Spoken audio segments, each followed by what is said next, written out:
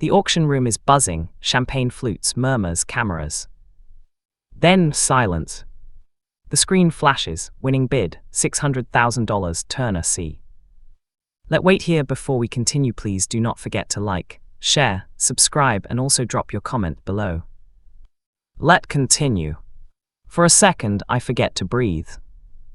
The crowd erupts. Critics I used to idolize clap like I'm some myth reborn, but my eyes find only one face, my father's, standing near the back, mouth slightly open, hands clenching his cufflinks.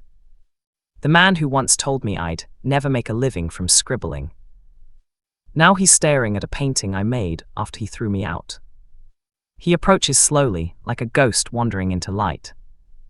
"Caleb," he says, voice trembling, that's your work."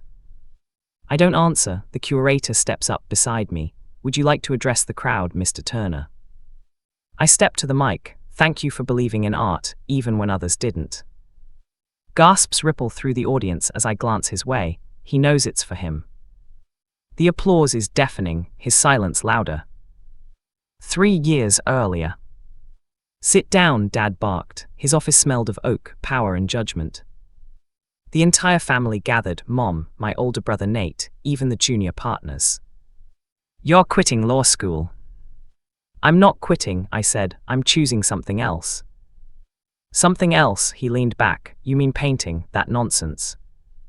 When I nodded, his laughter cracked the air. "You're a Turner, we don't waste talent on hobbies." It was my birthday dinner. He lifted his glass and smiled at the crowd of clients and relatives. Everyone raise a glass to Caleb, who's decided he's too creative for real work. Laughter, cameras, my stomach twisted. Then he dropped it, and since he's so independent, he won't need my support anymore. He placed an envelope on the table, my last tuition check, torn in half.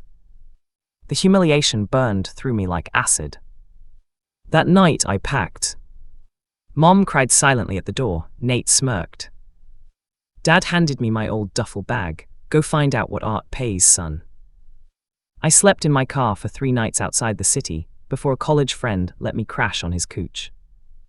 Every morning I stared at my paint-stained hands and thought, he'll regret this. Days blurred into nights.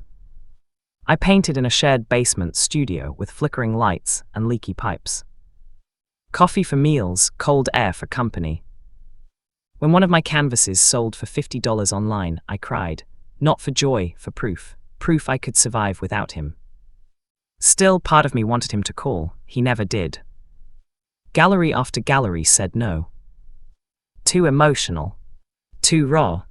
Too messy. Each rejection went up on the studio wall, my failure mural. I whispered his words in my head. "You'll never make a living from scribbling." "Fine, I'll make a legacy instead." One night I was sketching at a street fair when a woman stopped behind me. "Your lines are alive," she said. Her name was Lydia Hart *, an art dealer scouting local talent.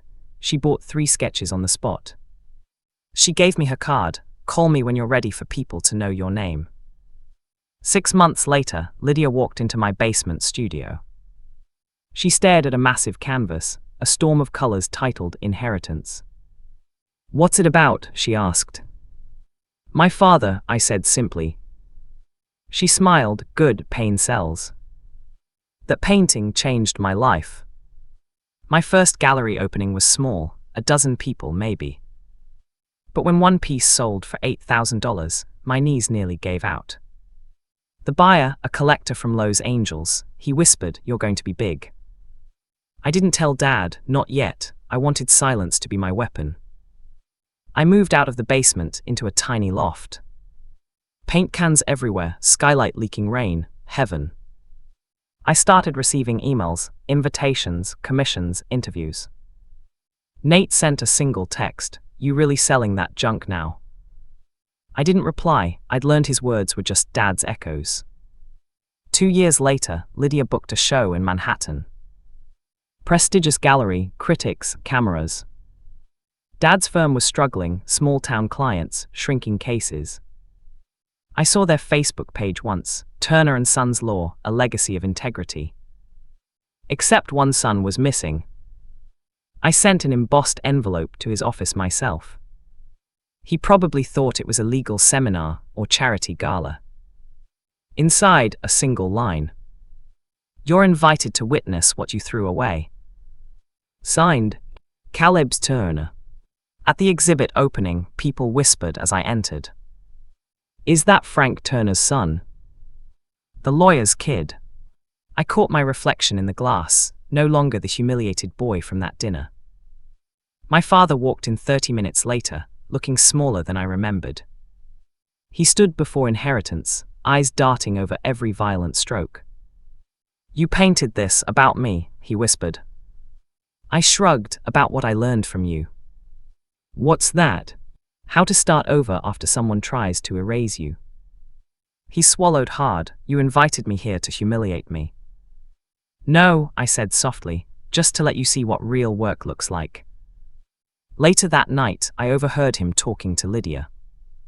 I'd like to buy the piece, he said, anonymous purchase. She smiled politely. The artist doesn't sell privately to family. He turned red. Family, he's made it clear he has none. I walked away before my hands shook. The press caught wind of the story. Lawyer father once disowned artist son.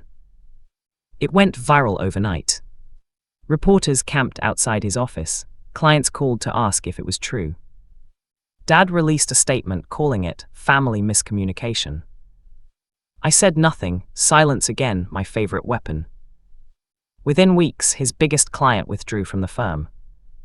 Turns out they were art patrons and Lydia's investors. Small world. The same arrogance that made him disown me was now eating his reputation alive.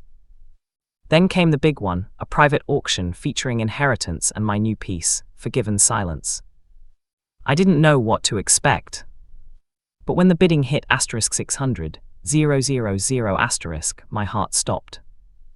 The buyer's name appeared on the screen, Franklin Investments LLC. My father's shell company. Lydia leaned over and whispered, we ran a background check, it's him. I smiled, cancelled the sale. The crowd gasped when the auctioneer announced the void. The artist has declined the bid. I stood and walked out, leaving Dad frozen, humiliated. The next morning I got a call. Turner and Sons had dissolved. Nate had left to join another firm. One of my buyers, an art-loving entrepreneur, had just hired me to design the lobby murals of his new corporate HQ. The address, the same building that used to house my father's firm. I painted every wall myself. Bright free strokes. At the center, a single quote.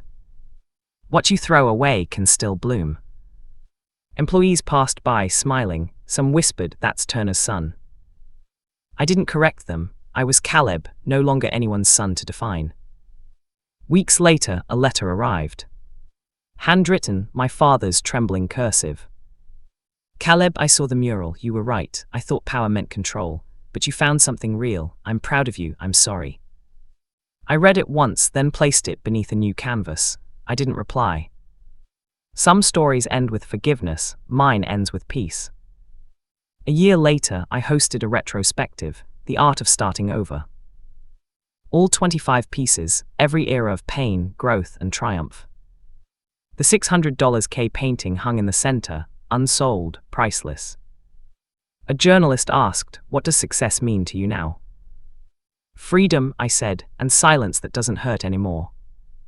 The camera flashes again. Another show, another round of applause. Somewhere in the crowd, I imagine him watching. I don't need to see him to feel the justice, poetic, quiet, complete. He lost the son he tried to shape. I became the man I was meant to be. As the lights dim and people whisper my name, I whisper back. This one's for me.